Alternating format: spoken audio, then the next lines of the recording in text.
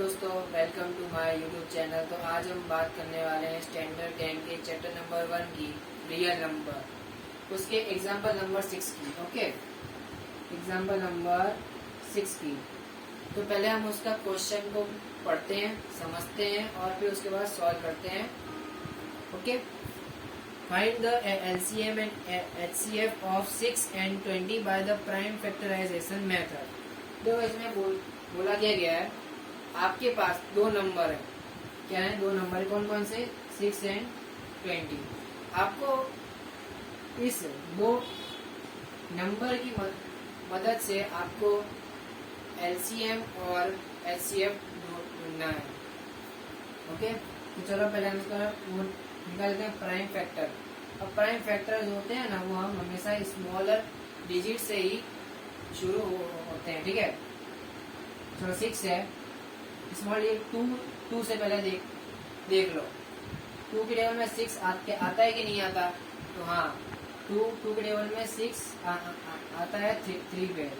तो 2 3 जा 6 और 3 के टेबल में 3 कब आता है? 1 पे, तो 1 आ गया। अब ये 1 जब आ जाता है तो हमारा जो प्राइम फैक्टराइजेशन जो भी है वो हमारा पूरा हो गया, यानी इसका प्राइम फैक्टर आ चुका है। अगर ये 1 अगर इसमें शो करता है तो ठीक है।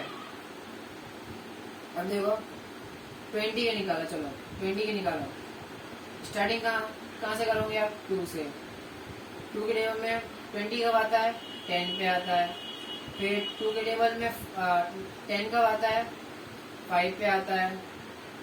अब 5 के टेबल में 5 कब आता है?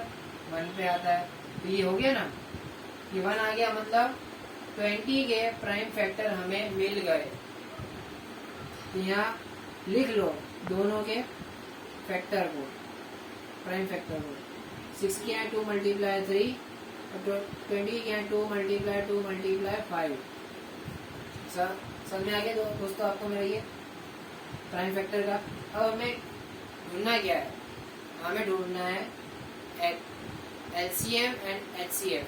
एचसीएफ का मीन होता है हाईएस्ट कॉमन फैक्टर और एलसीएम का मीन होता है लीस्ट कॉमन मल्टीपल। ओके, तो अभी ये दोनों हम समझते हैं कि कैसे ये सॉल्व होते हैं, कैसे हम सॉल्व करते हैं। ठीक है, देखो हमें पहले ढूंढना क्या है? एचसीएफ ढूंढते हैं। चलो एचसीएफ में होता क्या है, आपको प्राइम फैक्टर का पेयर बनाना होता है।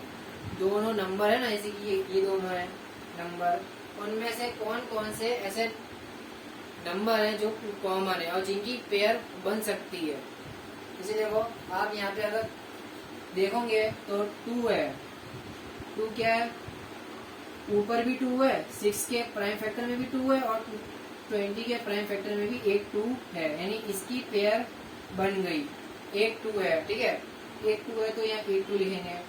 और यहाँ पे क्या है? फिर 3 है और यहाँ 3 नहीं है और यहाँ 2 है, यहाँ 2 नहीं है और यहाँ 5 है तो यहाँ पे 5 नहीं है, यानी एक बारी 2 है और नीचे भी एक बारी 2 है।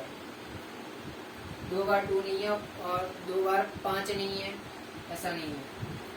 तो हमारे हाईएस्ट कॉमन फैक्टर जो होगा वो 2 हो गया, यानी इन दोनों नंबरों के प्राइम फैक्टर में सिर्फ 2 की पेयर बन रही है। अब हम फाइंड करते हैं एलसीएम। एलसीएम क्या होता है? एलसीएम का मीन होता है, मैंने आपको बताया है, लीस्ट कॉमन मल्टीपल।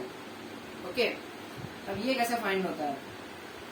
देखो ये हमारे पास है फैक्टर, यहाँ मैं लिख ले रहा हूँ इसको 6 2 × 2 × 5 = 20। ओके, अब इसमें क्या होता है?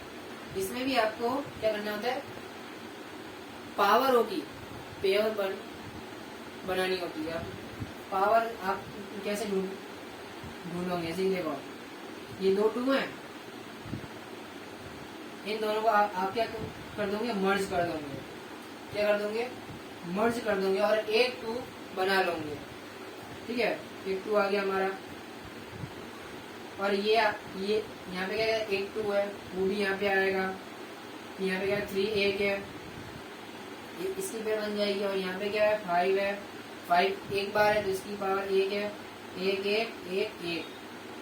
अगर आपको यूं भी अगर करना हो ना, जैसे कि ये 2 2 हैं उनको आपको मर्ज करना, तो वो भी आप कर सकते हो। जैसे कि देखो ऐसे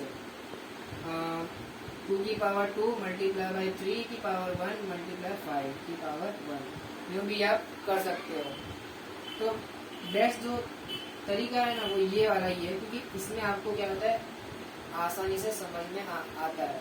ठीक है, तो 2 2 जा 4, 4 3 जा 12, 12 5 जा 60, तो ये हमारा हो गया एलसीएम हमारा आ गया 60।